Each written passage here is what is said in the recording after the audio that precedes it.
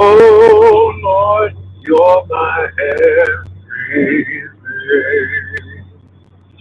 Praise waiting for thee, my King, for thou who heareth every prayer. Oh Lord, you're my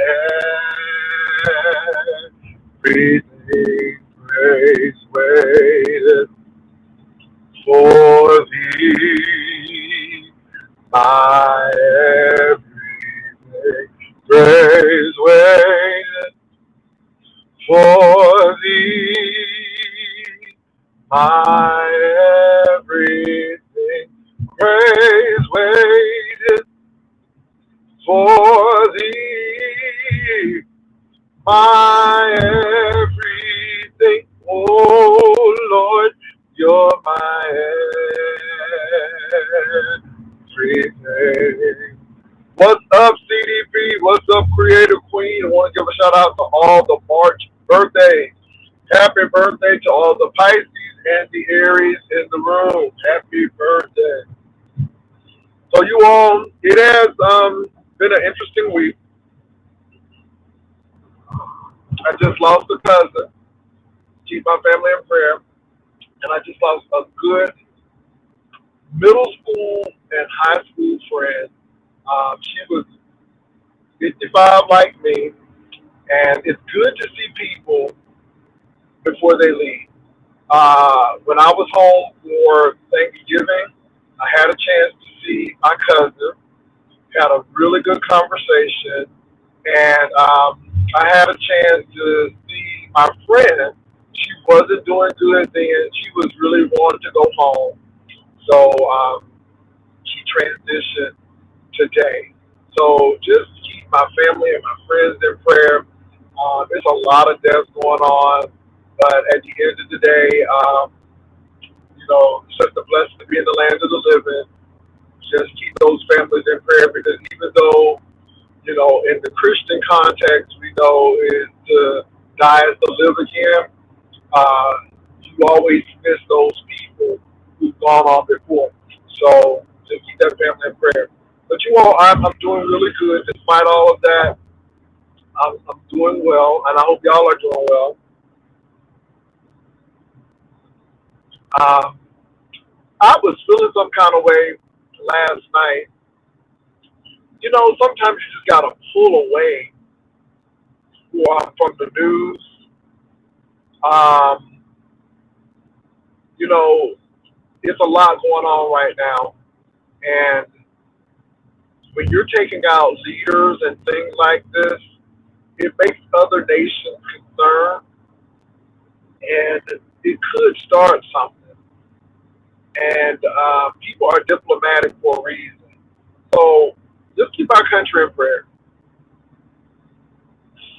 I'm not going to be going home for the funeral because I have relatives coming to San Antonio um, during that time.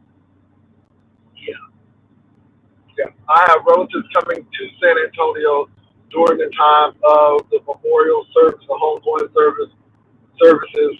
So I have reached out to family and friends and to let them know. Yeah, that's one disadvantage of living in another state. You don't have the luxury of just picking up all the time and going home. Had I been living in Florida, without a shadow of a doubt, but because I am in Texas, it makes it a little bit more difficult, and especially when you work. So,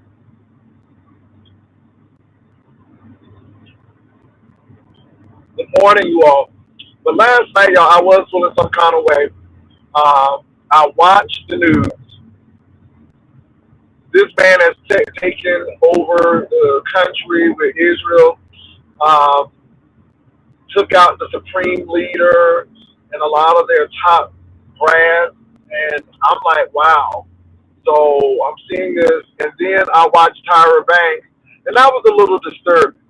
You know, how they exploited those girls. Yes, those girls knew what they were signing up for and all of this.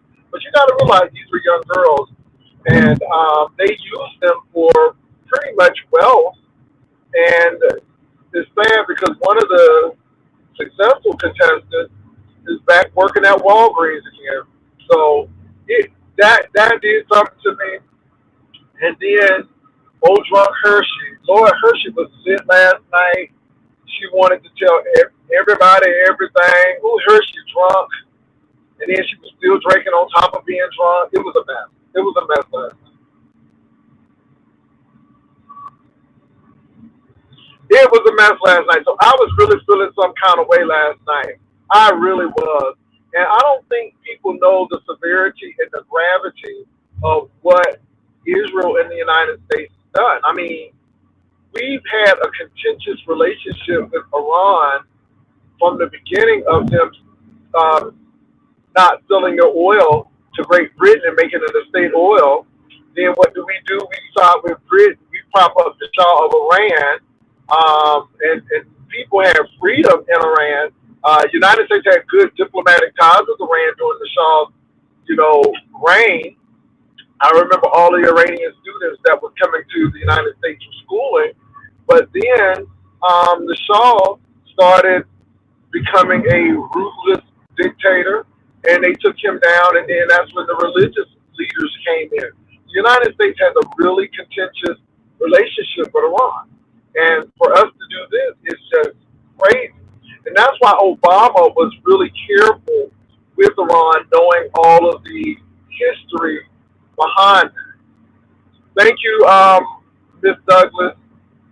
So for us to go in and do all of this, it's crazy. And then our military is spread thin. You got people in the Caribbean or Venezuela doing the drugs or whatever. And then now you got military in the Middle East. So we need to really be careful. I'm telling you. And when you have relatives and when you have family and friends in the military, it hits different. When you don't have anybody in the military, it is what it is. But I have a nephew who's in the Navy, so that hits different. That hits differently for me. I have friends who I graduated with in college. They're still in the military. I just pray that they retire, but that hits differently. So yeah, but yeah, y'all.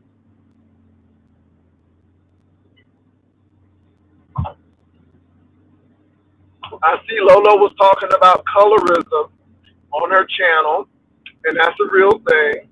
Um, but once we realize that we are all black and that you know some skin tones get more acceptance than others, but at the end, it's still not liked. Let me go into colorism, and I don't know if this is colorism or just racism, but hey, what's up? Thank you so much, Jay Parrish.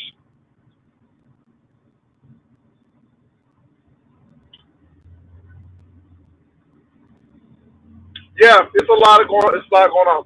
But let me say this, you all. So this is what's going on in Texas. We have two qualified candidates, Jasmine Crockett, and I think Talrico is his name. Now, Jasmine has served on the federal level. Talrico, I think that's his name, has served on the state level. Talrico is a middle of the road Democrat. He's a pastor and well spoken. But we know Jasmine Crockett is a firebrand, a fighter of the people, a lawyer who asks those tough questions. And so they're running against each other for the Democratic primary. Now, a lot of people are saying that the Republicans want Jasmine Crockett to win because they think that the conservative Republicans will not vote for her and they will go ahead and vote for a Republican because they do not like her because they think she's radical. So a lot of the Democrats now are looking at Talrico for that matter. So what do you all think about that? What does it come to? Do we have to really vote for who we want and know the person who has experience and do the job, who has done the job, who has fought for the people, even though she is a brown skinned sister, very vocal? Or do we vote for somebody who's in the state house, but we really don't know? And what does that say about us? Do we want to win? Because some people don't think Jasmine Crockett can win. And I just think that's really interesting because it says a lot. It says a lot. What it tells me is that people would rather suffer more under this oppressive regime than have somebody who's going to fight for what they need. But that's what's going on in Texas right now. Now, I voted for Crockett. I was impressed with her when she came to San Antonio, how she met with the people. She's an intelligent, thought-provoking type of woman. She's logical. I like her because she get hood when she needs to. But I like her. But everybody does not like Jasmine Crockett. Now, that's going to be really interesting. Yeah. So I'm waiting for that. I think that's more racism. But let me tell you what the colorism comes in. So do you all remember when Herman Cain was running for president, even though he was a Republican, and somebody said if he was Colin Powell, he would probably win because he's lighter? Now that's colorism right there. So you're saying that, and don't get me wrong, I think Colin Powell would have been much better because he was a military man. Colin Powell had more experience. But again, you can't think that dark-skinned men are dumb. And again, sometimes we hear this, and sometimes we think this, but yeah, I'm just saying. Thank you, Jay Parrish. Thank you, Janice. Hey, D. Miss O, how you doing?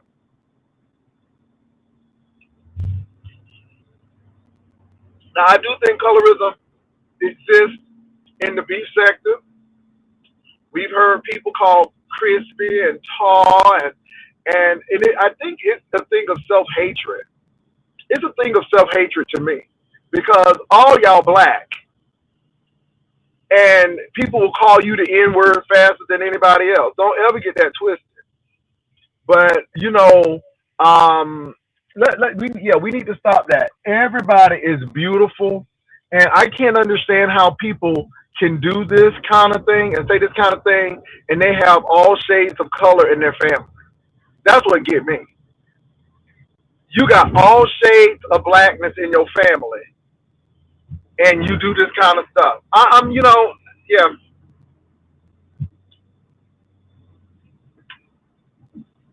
So my thing is be aware of what you're saying, and because it could be subconsciously eating you away, and this is how people get in trouble.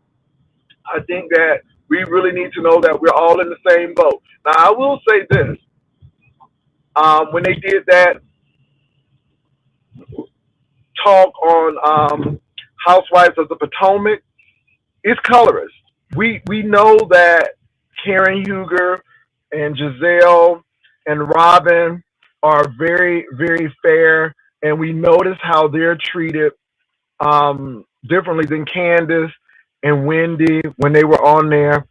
And I just think it's really interesting. And Andy seems to be comfortable with them as well. I'm glad that some of the women say, hey, I know that I have privilege because of this. And I think you have to be self-aware. Let me tell you something. We have to be economically self-aware. Just because we can do things, that don't mean everybody else can do things. And coming from a background of low wealth, you are aware. So when I'm doing my trips, I'm not trying to get the most expensive train ride. I'm trying to do things that is going to be beneficial for all. I'm not trying to prove anything to anybody. I'm not trying to impress anybody. I'm trying to make sure that the most people could participate. And sometimes, we talk about, oh, we going on voyage, Virgin Voyage, but everybody can't go on Virgin Voyage. And we got to realize a lot of stuff that we can do, a lot of people can't do. Now, I'm not part of the 1%. So it's a lot of things they can do that I would be like, oh, no, I can't afford that. And I'm not ashamed to say it. And see, that's the whole thing. So we have to be considerate of people. When I did that cruise, we could have went on Royal Caribbean. We could have went on Norwegian. I mean, we could have went on any of those cruises. But in my thought process, and I'm not rehashing the trip, I'm just giving you the logic behind why I did what I did. Me and Vivian were talking, and I'm like, okay, Viv, what do we need to do? I want to make sure that we go on a trip that's going to be fun, but people can afford. And this is going to be a lot of people's first time cruise. And of course, it was going to be Carnival because Carnival is the fun ship at the time. And I knew that people would enjoy it. And we didn't do it because, we was trying to flex. We were doing it because we wanted everybody to be able to participate and everybody to be able to go. I don't care for Carnival's food. I would rather have gone to Royal Caribbean or Celebrity because I know they have better food. But at that time, I had to push that aside and say, what's going to be best? We don't want to have a boring cruise. We want to have black people there. And so we went on Carnival. And I was correct. We were correct. Me and Vivian were correct in our assessment. The people enjoyed it. A lot of the people who were first time cruisers, they enjoyed it. And a lot of people booked another cruise. So again, I don't do things to be flexing. I'm like, can everybody afford this? Can everybody come to this if they want to come? Even the train trip, people are like, ooh, that's just a train. Well, a lot of people haven't taken the train. And I think it's an absolute steal when you can get on a train for $19, less than $20, and stay in a nice hotel, which will allow you to stay in a nicer hotel because you spent less money getting there. So you can spend that money on a nice hotel and then to come back. It's an excursion, but it's something. And you should be doing something with your subscribers. And so that's one thing I could do. I'm not worried about a crowd, but my thing is I'm always looking for something that's going to be budget friendly for everyone, but not cheesy, not cheap, but inexpensive. So that's my thought. That's how I think about things. I don't go in thinking who's going to think what, or, no, I'm going in thinking of who can come. Is it going to be safe? Is it going to be beneficial for everybody? Yeah, I've seen people call women monkeys. Now, let me say this. I've called people a lot of stuff, but I know it's unjust. But there are certain things I don't call folks. So, everybody is different. But, I think we have to be conscious. I think during Lent, and I'm so glad that Black History comes in a little bit before Lent. You get to really think about things. I am not eating meat, so and you are more thoughtful. And y'all, let me say this: I like the beef sector. I know what it gives, but I must admit, and I've been in this game for a long time. But I must admit, it does get old. It does get old. My biggest thing is, are you investing in yourself? And I see a lot of people investing in themselves getting ridiculed for trying to advance. And I'm going to tell you all in here, all of the subscribers and the people who are here today, don't let people talk you out of advancing. Don't feel bad because of your achievements. I am learning that when people are always trying to downgrade what you're doing or trying to make your accomplishments insignificant, there's a problem with them. You have to invest in yourself. If you are getting your teeth done, that's investing in yourself. If you're trying to stop smoking and stop trying to drink, you are investing in yourself. You're investing in your health. If you're going to the gym trying to lose weight, you're investing in yourself. If you're going back to school or trying to learn a trade that will benefit you, you're investing in yourself. And one thing is, when you're always on here, you really can't invest in yourself. Now, a lot of people heard me talking about Brianna and they think that's odd. It's not odd. When Demis O had graduated with her master's degree, we celebrated Demis O. And people ridiculed her. They talked about what kind of school she went to. And it's really funny, whether she went to an online university or went to a brick and mortar university, it really doesn't matter. She went and she completed it. And I always find it funny that people who haven't always got something to say. People who've done the work, they know that whether you go in a classroom or online, it is difficult.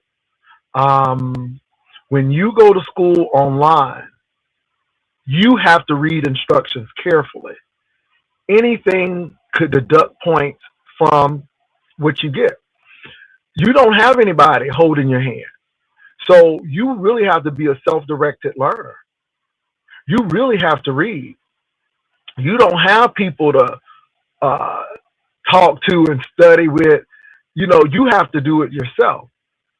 The only thing with online is you have the freedom to study and you're not regimented to certain classes. There are some advantages and disadvantages to all of them.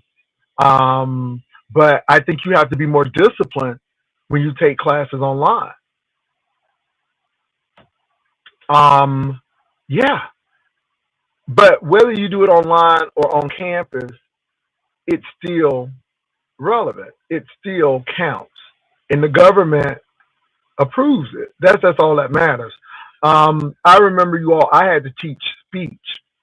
I taught a speech class online. And a lot of people are like, how do you teach speech online? It's really, really, really interesting. I taught speech online, and the students knew what type of speech they had to do. And once out of the week, I would come on camera and the students could come on. So it was like a Teams type of thing where I could talk to them and kind of give them clarity on what I was looking for. And the students could do their speech and tape it, but it had to be perfect.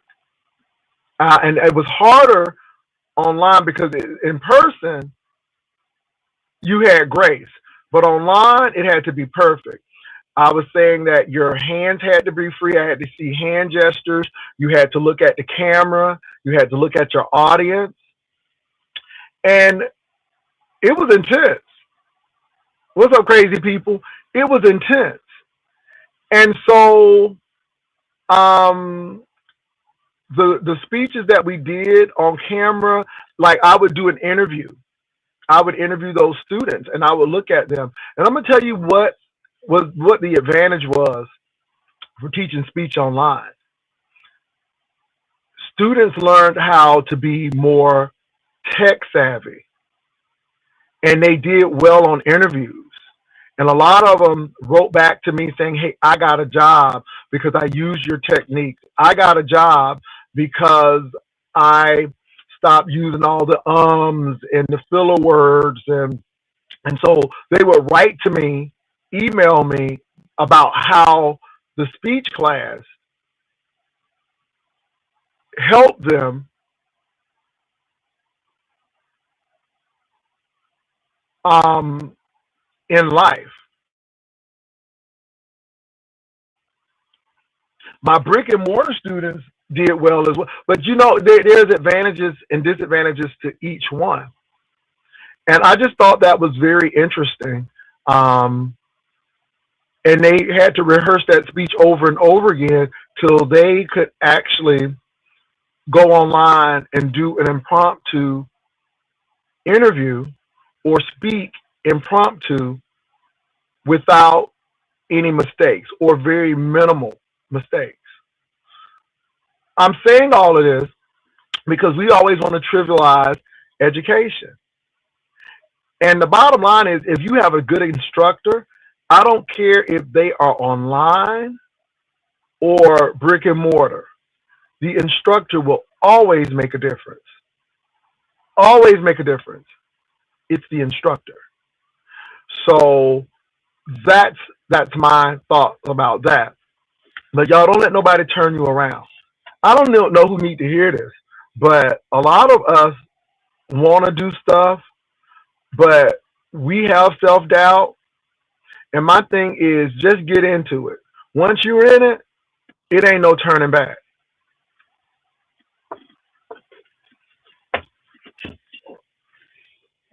So what I'm going to say is invest in yourself.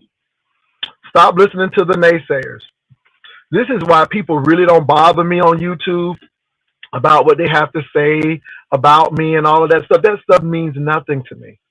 When you know what you've done, when you know what you do, and when you know who you are, what people say and think about you means nothing. You just it rolls off your back. And in hindsight, because it doesn't affect you, it really affects the other person. And you see how they respond and how they act because you don't always respond in a reactive manner. Sometimes you have to be proactive with people because you know them and you know how they are. Then you have to look at people and say, this person has gone through a lot. This person really takes YouTube seriously. It's not that serious. And when you put that in your mind, then those things don't bother you. And Matt, you are right. And let me say this. I'm not perfect. It's so funny that people always talk about perfection or you think you're better than. And it's really interesting. That's the first thing people say. Why do you say it? Is it how the person carries themselves? Does the person have confidence? Because I've always said I am not perfect. I think that everybody has made choices that they wish they could redo. But thank God my choice or my selections didn't carry me to jail or, a death sentence. I mean, everybody's made mistakes. No one is perfect. I don't care how flawless we think we are. No one is perfect.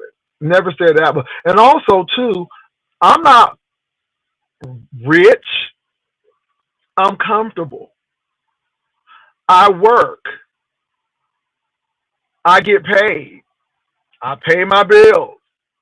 And with my discretionary income, after I pulled out what I'm saving, I get what I want.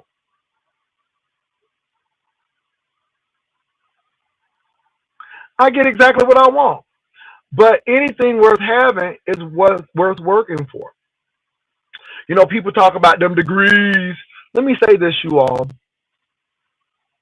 I never forget when I first went to college, I really didn't know what I was going to do. I know what I didn't want to do. I did not want to stay at home. I did not want to work at Kennedy Space Center. Kennedy Space Center to where I live is like Ford and GM for Detroit. I didn't want that. And I'm not saying that's bad because I have friends who work there now.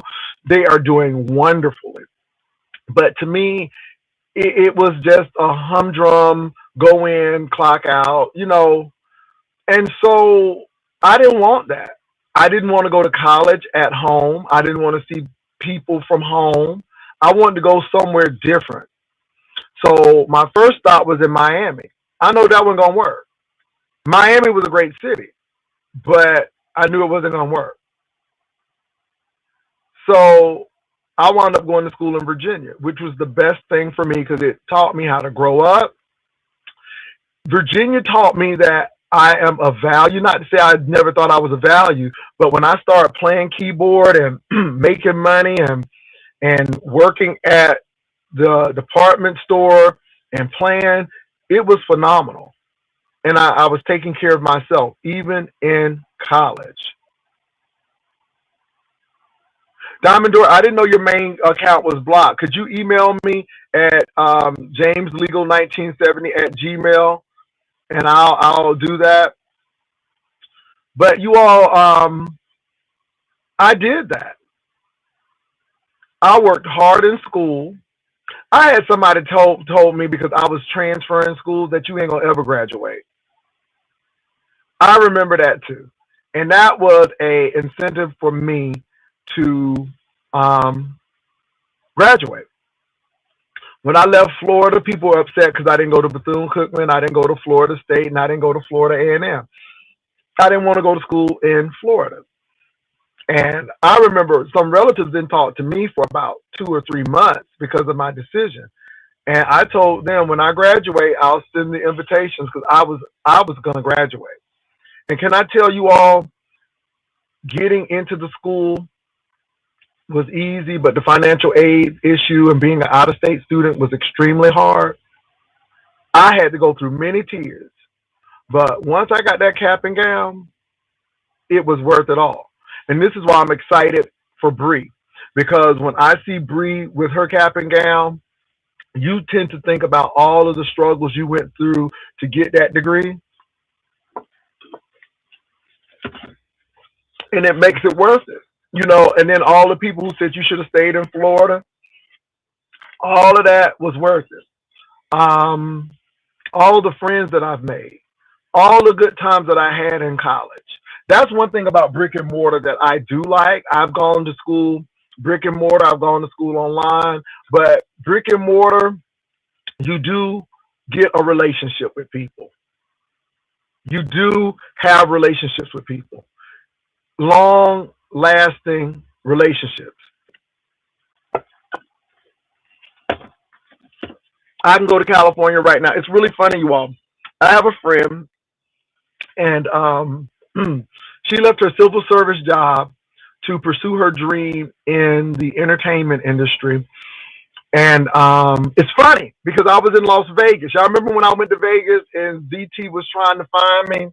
Well, my friend from Norfolk State was traveling to California, and she happened to be in Vegas when I was in Vegas.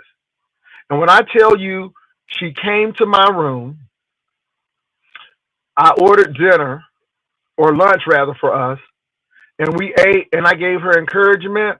And not only did she have encouragement, but she had connections in California because we had classmates who went to our school in California who had already set her up with a job.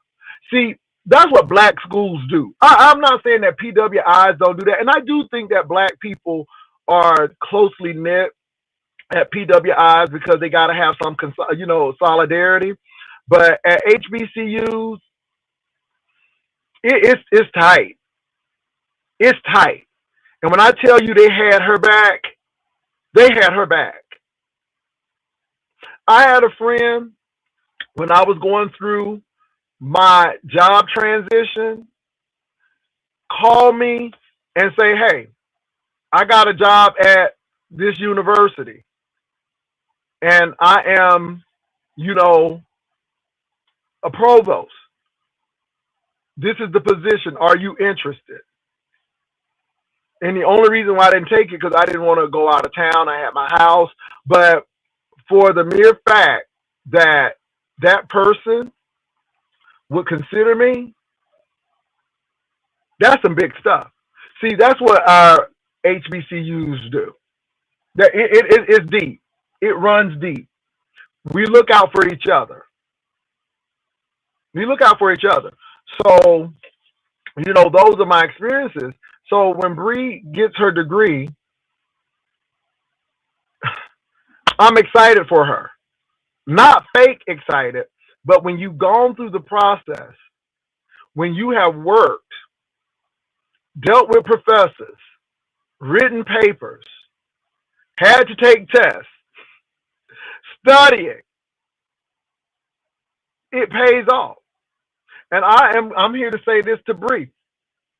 The higher you go, the easier it gets because now you're doing things that you like to do. You're doing research that you want to do. And now your instructors see you as a colleague and not a student. So once you start doing your master's degree and your doctoral programs, it's easier. And also, too, if you have a master's in business, you know all you got to do to get another master's degree, which is easy, is go into another major, take the 3 classes, because your foundational classes are always going to be foundational. You know, people act like you've been in school forever. No, you don't have to be.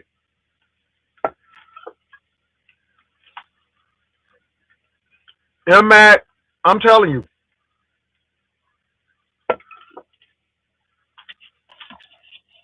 bunkie time.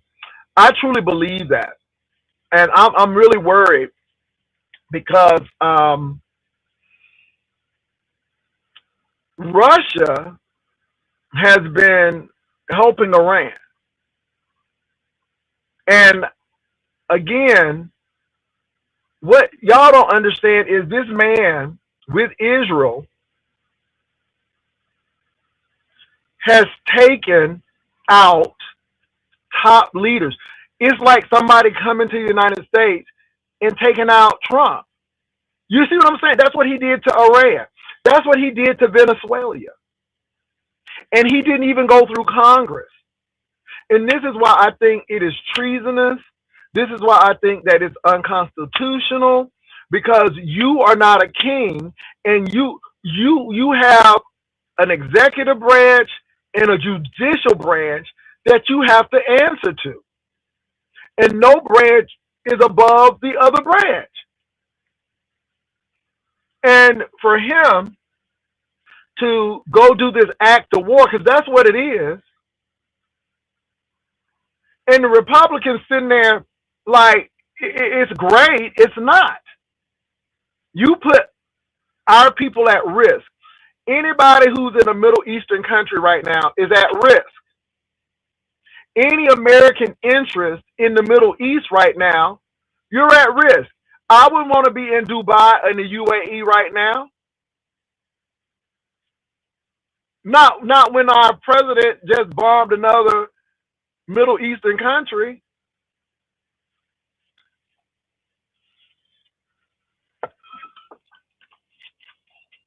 All right, Fridge Nat. So, yeah, we are in danger. And I think it's a big deal. And let me say this. All of this is because he's trying to stay in office. They're going to try to have a continuation of a Republican administration. And these Epstein files are not going away.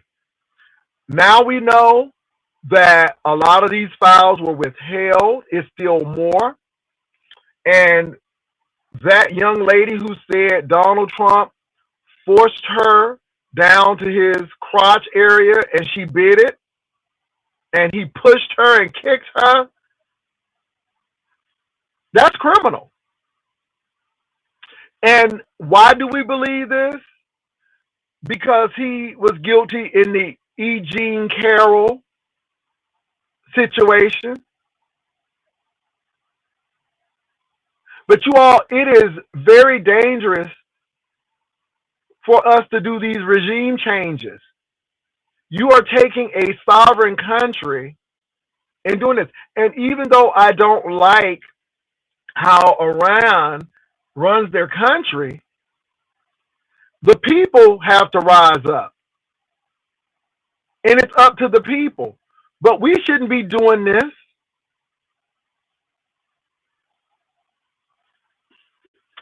I'm just saying.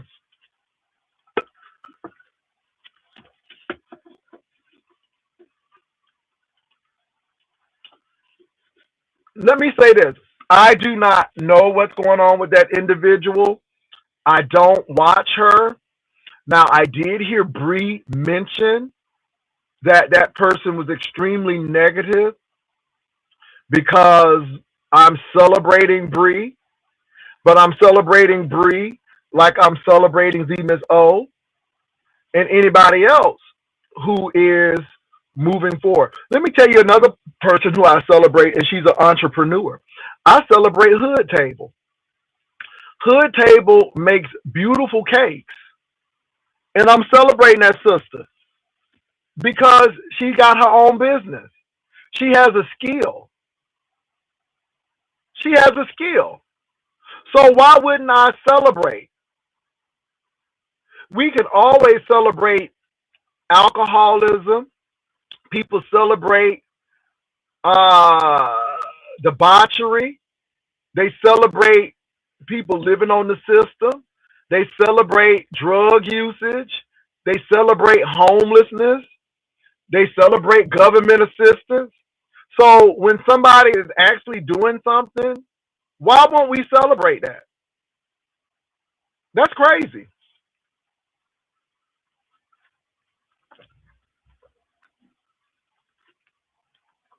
Why wouldn't we celebrate that? Hood Table is awesome. I love her when she's making her cakes. Hood Table is awesome. And we should celebrate her. But like I said, you all, I have really learned that these people are very negative, and you keep on moving. You know, I understand a little shade and a little light, but these people really have some deep issues going on, and and they want you to respond. I don't have to respond. I know who I am. I know who I am, and I know what I'm capable of doing. I know what I have done, and when you know who you are, all of this foolishness, yeah.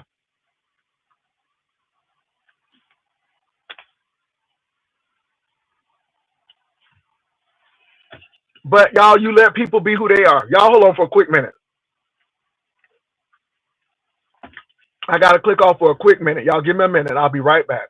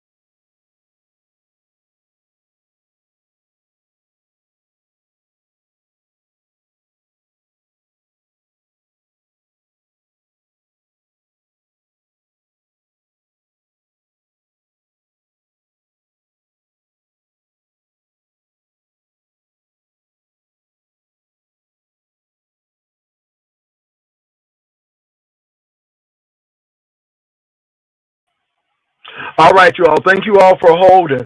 A friend of mine just his wife just went into the labor, so they're getting ready to have a little baby. There's a lot going on.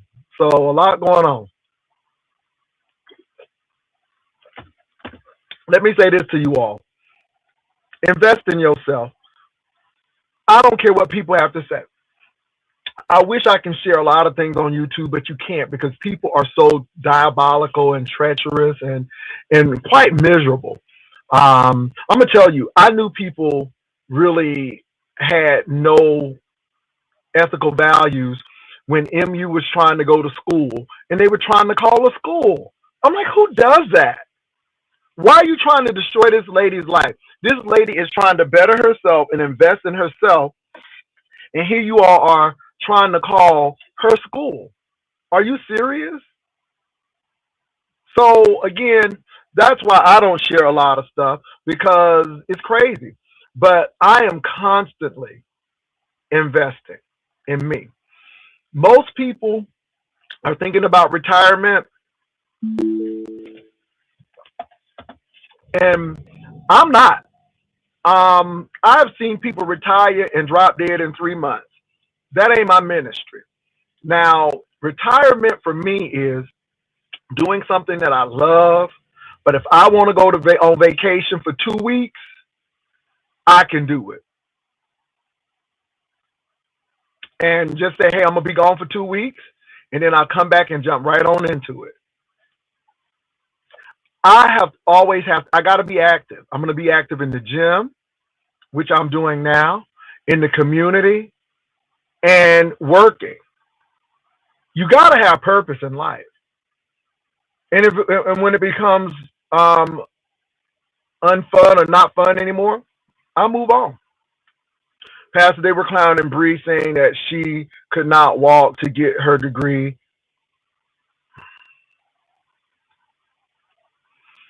You know what? Her weight did not stop her from getting her education. See, people trying to, even though me and Bree don't always see it for each other, Bree has never been unemployed. Bree has always worked. I don't think Bree has ever, to my knowledge, gotten on welfare or government assistance. I don't ever think Bree, if I'm not mistaken, I don't think Bree ever used her weight as a disability so she could get food stamps. I've always seen Bree work. And this ain't J Love Bree, but this is just the truth. And one thing I'm not gonna do is lie about Bree. Now there are some things that Bree have done that may not have put her in the best light, but I'm gonna say Bree don't have no children. Bree don't have no baggage, no record, no criminal record. And Bree can always lose the weight. Hell, I lost the weight. I gained it and I lost it. Weight can be lost. But some of these habits that people have of poverty and low achievement and low standards, some of that can be washed away. So all I'm gonna say is, y'all joking about Bree, but Bree did it. And one thing you can't take away is that education. And one thing you can't say is Bree didn't earn it. Bree earned it. Some people don't even have a high school diploma, much less a college degree, and got so much to say about people. And this is what I'm saying. We got black people here who will sit there and drink until they are in a stupor, drink until they sleep on a camera. I mean, doing all manners of stuff, and we go up for that mess. But when somebody is trying to improve their life, or when somebody is actually doing their thing, we got problems with it. The first thing will come out of our mouth is, you think you better than somebody, or you ain't all that. And that's the first thing we say. Because I do think that we like a train wreck, and people who exhibit tenacity and grit in this sector are really not well liked.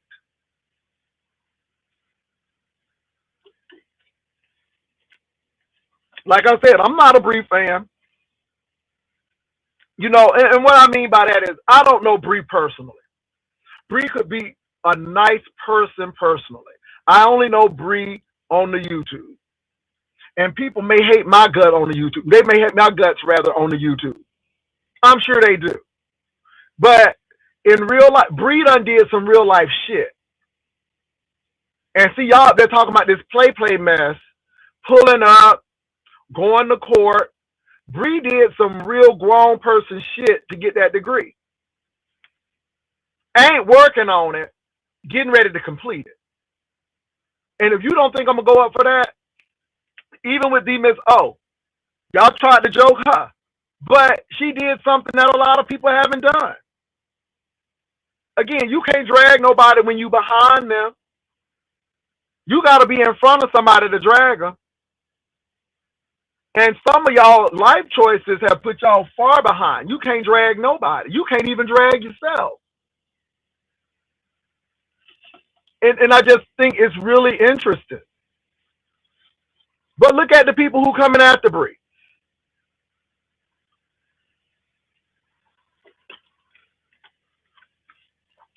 I applaud Binarity. Binarity go to work. Even though Binarity don't like Bree. But again, I know it's not because there's some envy. I just think that he just don't like Bree. But I just think it's really silly what we do. That's some real life stuff that she's doing. And Bree is not faking going to an office, and it is what it is. One thing I can say that Kimmy said that she got that Mercedes Benz. Now Kimmy said she couldn't fit in it, but she got it.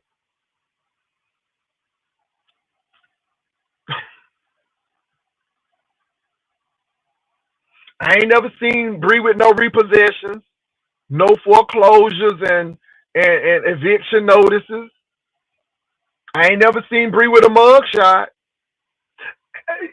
Again, weight can be lost.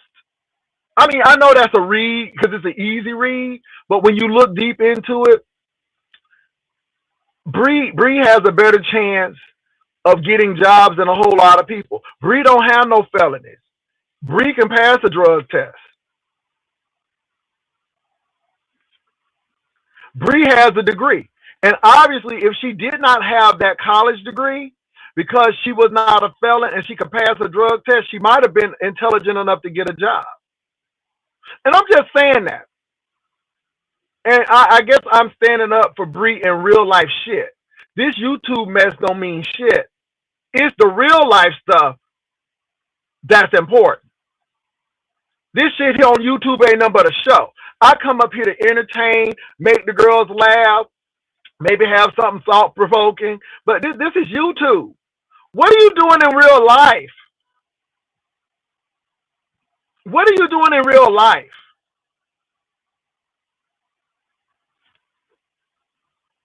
What are you doing in real life? What does your life look like off of YouTube? Do you have a relationship with somebody? Do you have friends? Are you investing in yourself? What is your life like on YouTube? Where you living? I mean, what are you doing?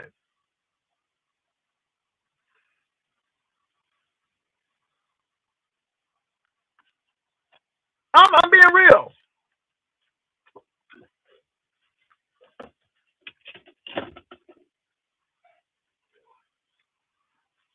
Are you happy with what you're doing?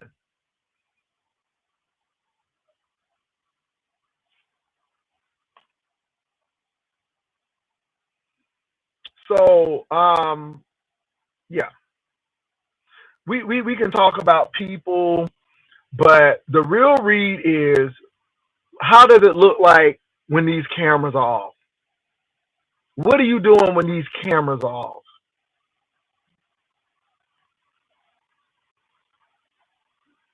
What's really going on?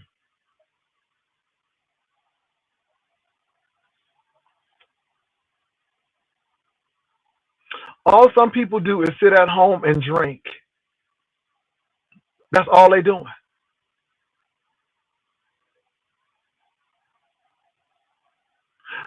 I don't really follow ZX. I really don't know. I really don't know him. Um, you know, I don't give people access to me who don't like who I am. So I really don't have. Yeah, and let me say this: a lot of these, not all, not all, because heterosexual men who are secure in themselves can celebrate and be around anybody. They're not threatened by anybody's sexuality. They know who they are.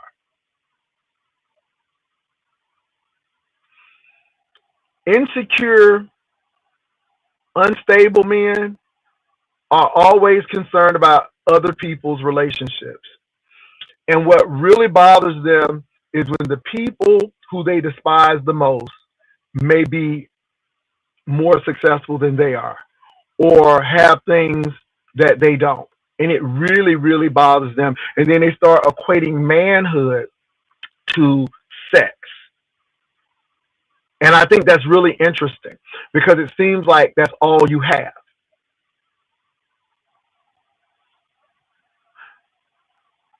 I don't think it's a flex because a woman bought a television for you. But what are you doing for her? I see things differently. But hey, people do what they want. I see things differently. I really see things differently. And again, this manhood, a man is responsible. That's the first thing. Because as far as my gender is concerned, I am who I am. That will never change. Black man who happens to be same gender loving. That's me. White collar professional.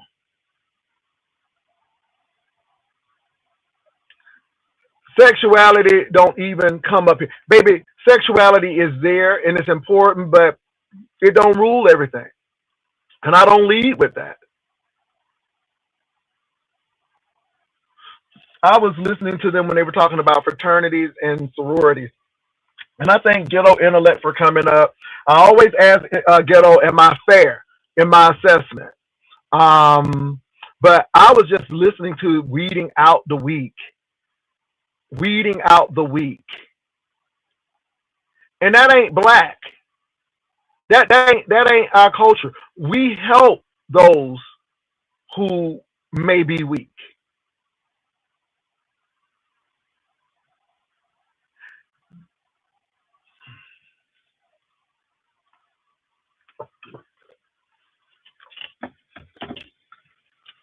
And again, you all, it's that mindset. It's that mindset. It's that mindset. And they always want to talk about gay men. And I'm like, well, you must not like your frat brothers then. You may not like your Masonic brothers. I know a lot of gay Masons. They may not tell you, but they definitely are gay. I know a lot of gay Masons and a lot of gay frat boys. And you know what? The sad part about it, I don't even know if I can call them gay. I would call them men sleeping with men because they don't identify with the community. But I do know that they sleep with men. Some of them married.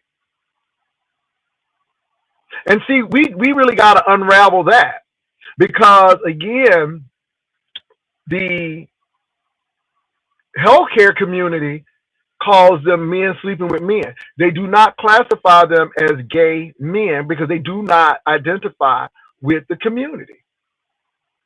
So a lot of these church men, a lot of these men in prison, a lot of these men who they may not go to a club, they may not go, but they'll go to a football, they'll go to the boys' house for a football game and do what they do. Yeah, it's a lot of men sleeping with men. And I ain't trying to make everybody gay, because everybody isn't. But when you know, you know. And a lot of people are ignorant and they don't know. That's why I always tell these women, don't say what your husband won't do. You really don't know. You really don't know.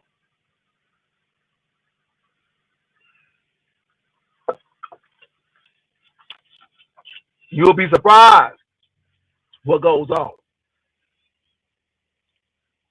And it's really, really, really, really bad in our religious spaces. It's really, really bad. When I hear pastor always talking about that, it's a red flag for me because something's going on.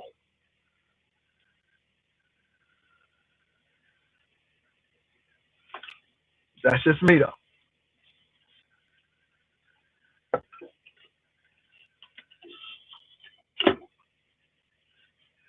Bunky, they do it. They'll do it. They'll do it. Let me tell y'all something. I'm telling you,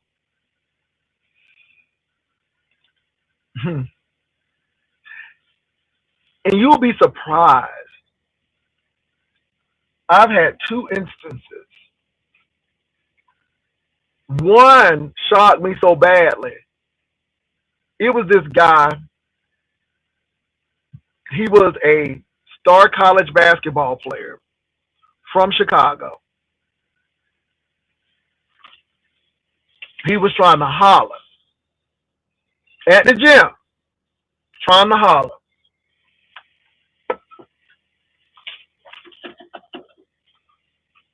Baby, I went to church. I usually would go to the 11 o'clock service and not the morning service. I went to that morning service. I had to sing at that morning service. And who comes up? This man, his beautiful, gorgeous wife, and his two gorgeous children, a girl and a boy. And she said, "Oh my God, I really love your singing."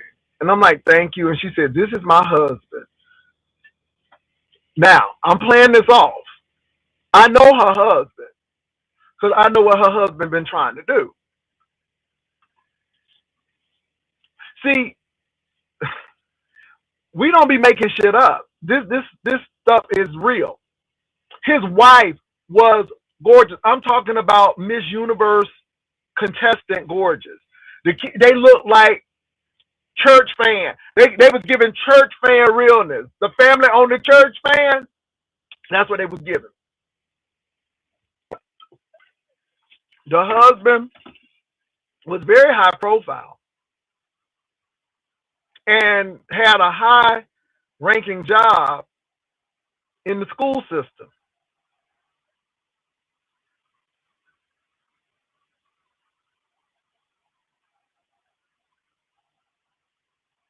What, Bunky? Well, I'm telling you. Now, let me tell you another one that really got me. These athletes are something else. Cam Newton is what he is. He's an interesting person. But I had a friend who lived in Atlanta and he was always in Cincinnati. He was always in Cincinnati. And one day I'm asking him, "Why are you in Cincinnati?" Because he said, whenever XYZ, he was dating a married Cincinnati Bengals football player. And I'm like, "Well, how did you meet him?" "Through a Dallas Cowboy football player." Baby, y'all just don't know. This Epstein thing ain't only for women. I'm gonna say that. Yeah, it's crazy out there, and I know a lot of people like Jay, no, but it's real. It's real. It's real. And this is why some of the gays be looking at some of these people with the side eye, because we've seen it all, or almost seen it all. We ain't seen everything, but we've seen a lot from athletes to politicians. We've seen it. And if you look halfway decent with a body, baby, these people will come at you. So we don't make stuff up. We're not trying to make everybody gay. We just have seen how people move. And this is why I truly think sexuality is on the spectrum. Because I do believe that some of these men are attracted to women, but they are definitely attracted to men. I do believe that. There are some men who are not even remotely attracted to a man. Not even remotely. But I do believe it's on the spectrum. That's me.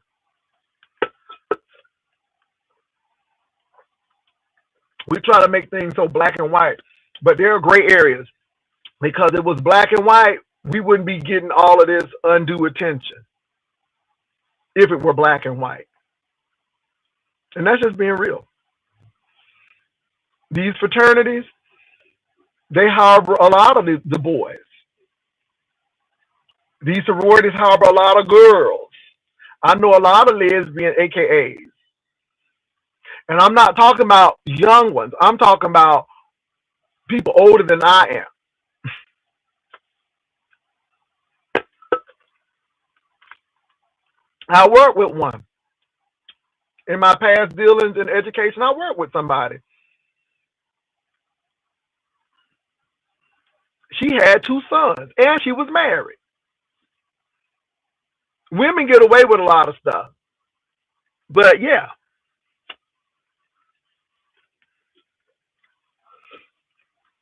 Darcy, I don't believe everybody is gay either. I know people want me to make everybody, but I don't believe everybody's gay.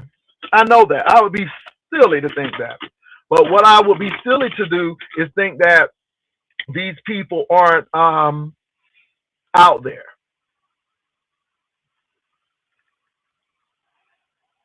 They are out there.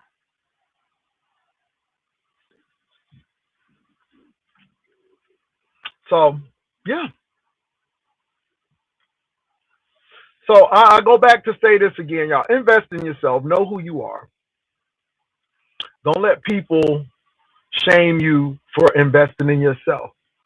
A lot of people get upset with people investing in themselves because they realize they have wasted time and they have neglected themselves.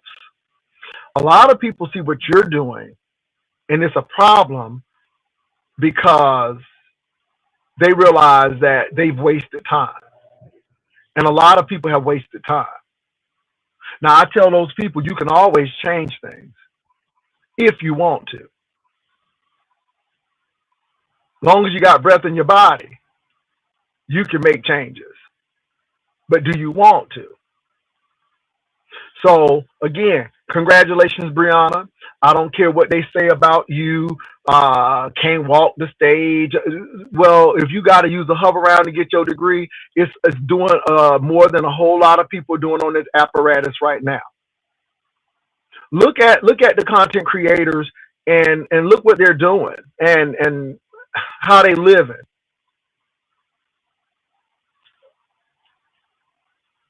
And my thing is, until you start investing in yourself, you don't have room to talk about anybody.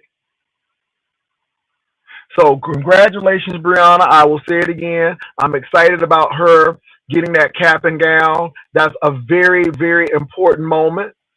Until you've been there, you won't understand it. Hopefully some people can understand it.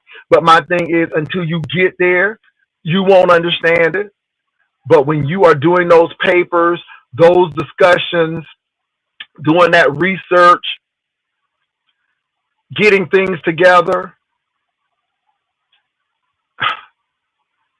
yeah, it takes time, it takes sacrifice. You can't do everything that you want to do. People going out, sometimes you got to stay in because you know you got a paper due. That's commitment. And a lot of jobs look at that because they say, well, you can complete something. Does that make you better than anybody else? No. But you completed something. You've learned other disciplines and yours. Oh my God, those peer-reviewed journals. And some of those things you might not even put in your paper. But baby, when they ask you these questions, you got to quote from what you've read. John John Candy, Miss Cranton talked about self-directed learning. When I was doing self-directed learning and how important self-directed learning is, I was quoting from Malcolm Knowles. He's like the father of self-directed learning. So I had to read a lot of Patricia Cranton and John Candy and Malcolm Knowles books dealing with self-directed learning, and how they say that in the United States we do this rote learning. We really never get high in the high realms of learning because we don't explore. So self-directed learning is, and I use it even in my teaching, even in my management style. You have to research it. And as a facilitator, I tell you, yes, this is good. If I see you veering off of course, I say, well, you may want to consider this way, because you have to learn. You have to learn how to get the research. You have to learn to know, is this a credible source? You have to learn to know, is there any slant or bias?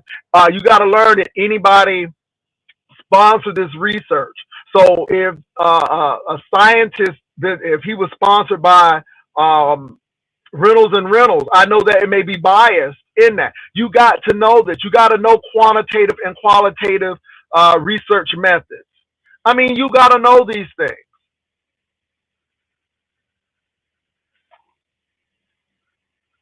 This is why I always tell people when they want to talk about Bible stuff to me, I'm like, is it in context?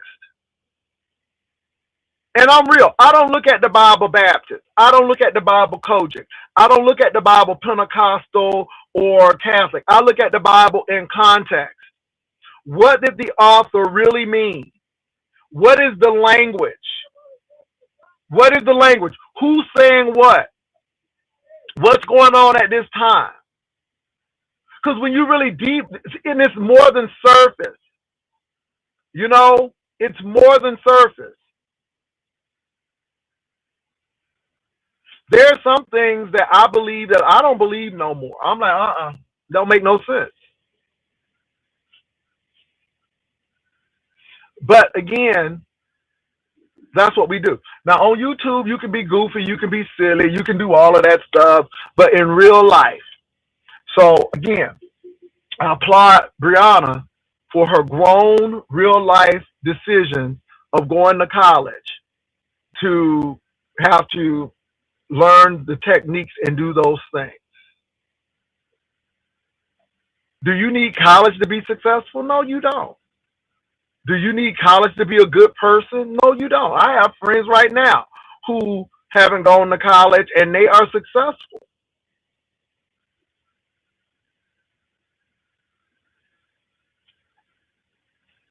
But when you stop learning, you stop living. When you stop reading, so that's what I'm trying to get to. So people can say whatever they want about Brianna. Congratulations, Bree. It goes to show you where we are as Black people. We should be upholding people who are getting their education. Living in the USA and dealing with people, we couldn't even learn how to read, y'all. I mean, some people don't read history. They don't know that our ancestors went through hell so we could go to school. And I'm not talking about 18 or 17. I'm talking about 19. In the 20s and 30s, people were working sharecropping jobs. They're still doing that now. I have a friend who taught in Homestead, Florida City, and during certain seasons, her classroom would be almost empty. You know why? Because they were picking peas and strawberries, and when the harvest came, those kids went to work. Child labor is still going on. So can you imagine our people, even during that time, couldn't get an education? They didn't have schools where our folk were. These real situations where people had to walk miles to go to school, these people hungered education so much. Now we can get it, and we treat it like it's nothing. But when you know the history of your people, it was against the law for white people to even teach black people how to read. Why? Because knowledge is power. And if I can keep you ignorant, I can keep you oppressed. That's the bottom line. The same with the vote. So this is why education is important to me. It's deeper than just Jay Wilson. It's deeper than Jay Wilson. But when you realize what your people had to go through, and this is why I tell black people, I'm proud to be black. We're survivors. Do you not know that white people could not plow those fields? Do you know they tried to use Indians and the Indians perished under that oppressive system and under the diseases that were brought? Baby, black people thrived and survived. If it wasn't for black people, South Carolina would have had collapse. We knew how to grow indigo and we knew how to grow and harvest rice because we were doing it already. See, that's what history don't tell you. That's what history don't tell you. They hide anything. During the Gilded Age, there were black millionaires already. But if they showed you the black millionaires in the Gilded Age, then it would blow up the theory that black people are subhuman. But in history, the caterer to the wealthy was a black man. He learned French cuisine, and he was the only one who knew how to do it. He couldn't eat with them white people, even though he had more money than a lot of them that was sitting at the table. But because he was black, he couldn't do that. But they had their own compound. And this is why we got to know history. Baby, we are survivors. This is why our black schools.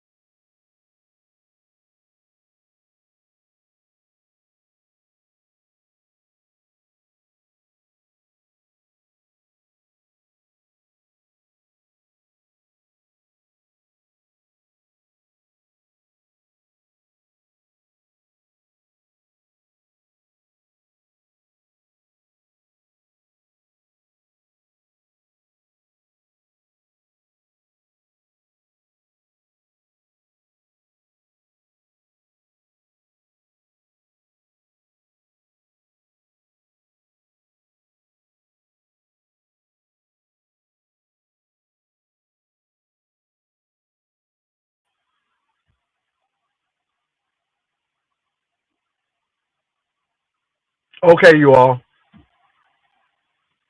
I am back. I'm so sorry I had a phone call.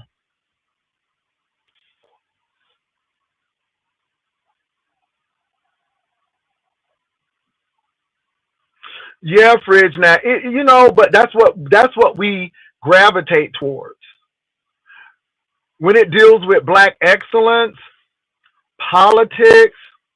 We're not interested in that.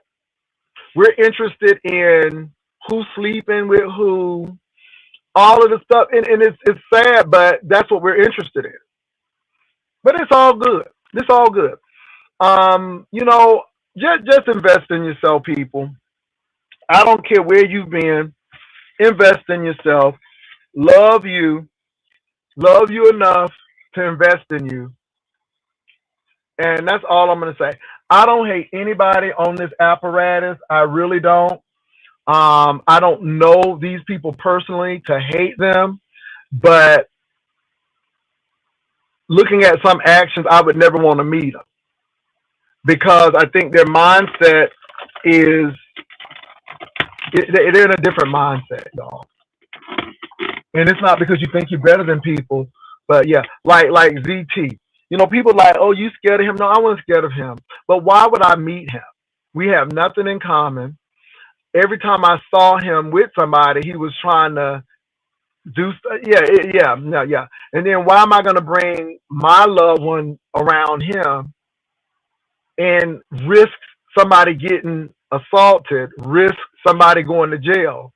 Because these people have no filter. These people have no emotional intelligence. So why even be around them? We've seen those drag out fights that these folk have had. We've seen how these people will put hands on folk. Never had to put a hand on anybody. I don't operate like that. But people who have nothing to lose will cause you to lose everything. And that's why you got to be careful. That's why I was telling Catherine, baby, you don't have to explain everything. Some things you may want to, but once you say it, move on. You don't have to explain everything to these people.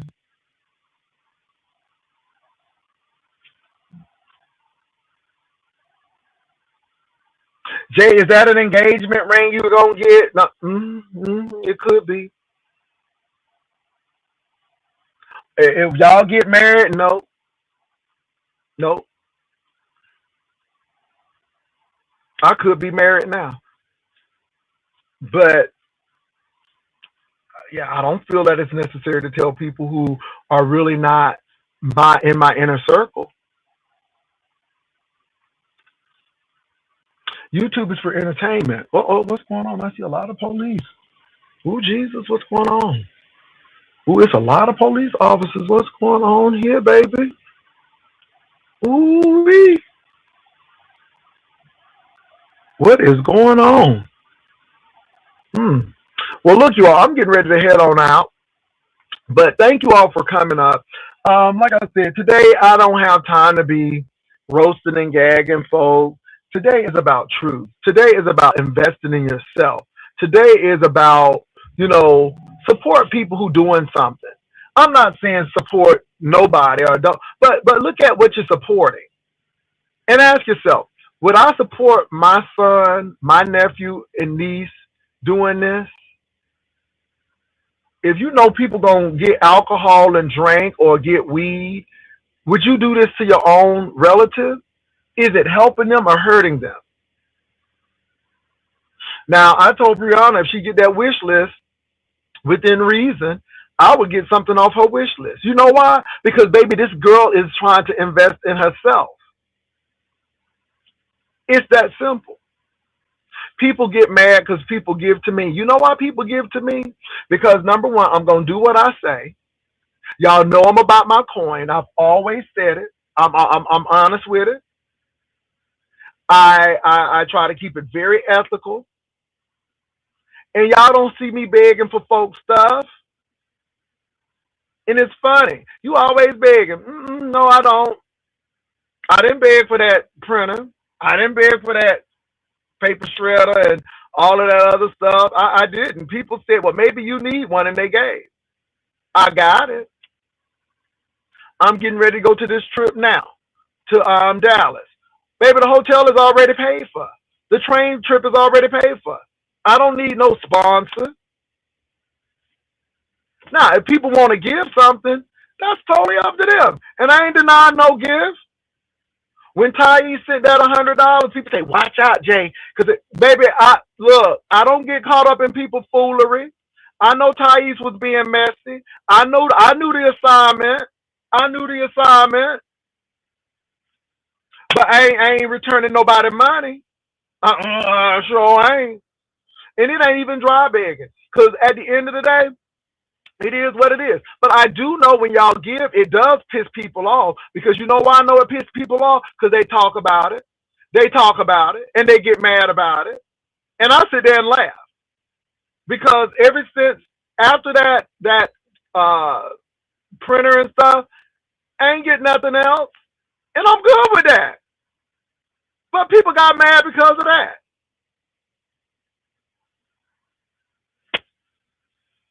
They had a mass shooting in Austin last night at a club.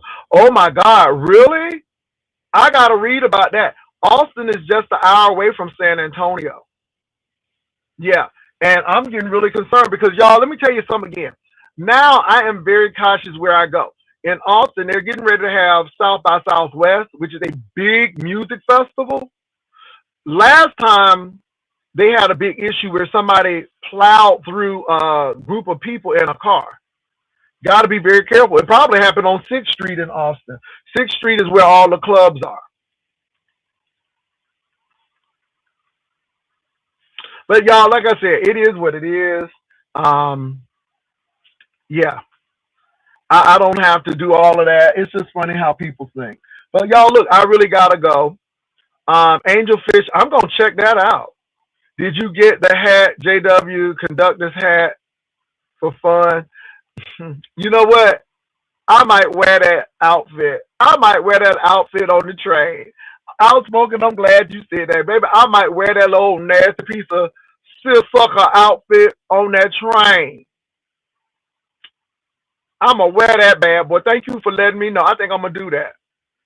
Yeah, a lot of these clubs ain't safe, y'all. Yeah, a lot of these clubs ain't safe. Be careful out there. Well, look, y'all, I gotta go. Thank y'all for coming on. Invest in yourself. Invest in people who are investing in themselves. Invest in people who are trying to make a change.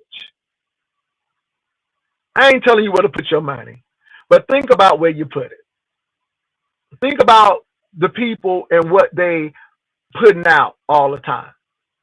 My thing is I can throw a little shade and be a little messy, but for the most part, y'all know I'm always gonna say invest in yourself. Get the education. Do something. Get training.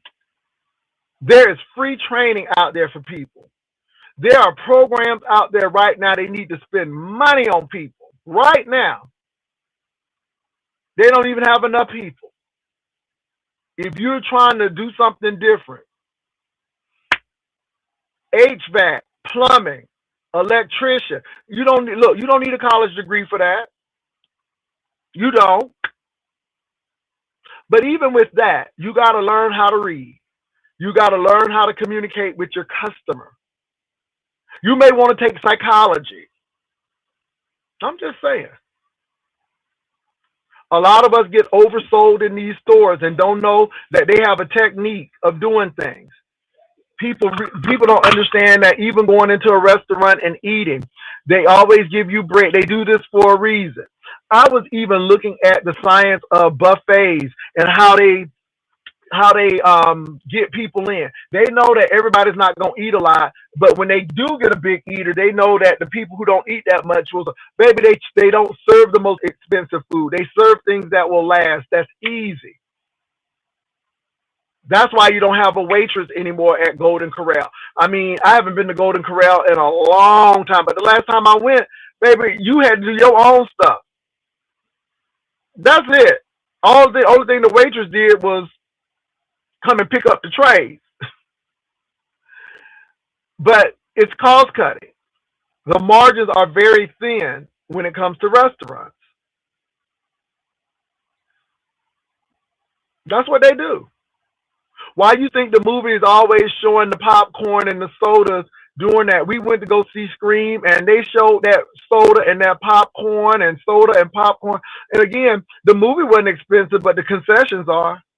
I mean, I'm like, how these movie food stands are more expensive than restaurants? I mean, I'm like, we could have went to Chili's or Applebee's or Cheddar's and got 4 meals, but that's what they do. Baby, at the Golden Corral, they don't even do that. Baby, you got to go and get your own drink. And the silverware is in the little thing, and you just pick up, baby, and then they be expecting a big old tip. And that's another thing, too. I don't do this volunteer tipping. If I am just waiting for my food, why you got a tip up there? Did you go to the table? Did you? I don't play that. I don't play that. I don't play that mess. So anyway, y'all. Look, y'all have a good one. I'm getting ready to head out. Thank you all for coming in. Invest in yourself. Read, learn, learn. stop. When you stop learning, you stop living. So with that said, y'all be blessed. I'll come back a little later on. Y'all take care. Bye.